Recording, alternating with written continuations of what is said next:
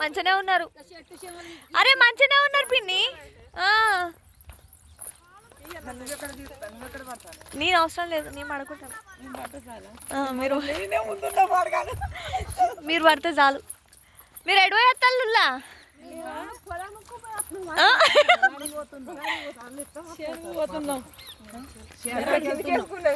దేనికి చేనుకి ఎందుకు పోతాళ్ళు? పత్తిరడానికి పోతానా? పత్తిరడానికి కొత్త చీర కట్టుకొని పోతాను.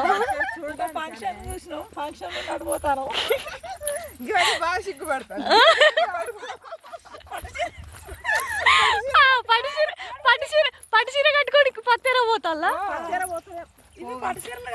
ఫంక్షన్ చూసుకొని మా అన్న వాళ్ళ చేను ఉంది, అడిగి పోయి ఎంజాయ్ చేసి వద్దామని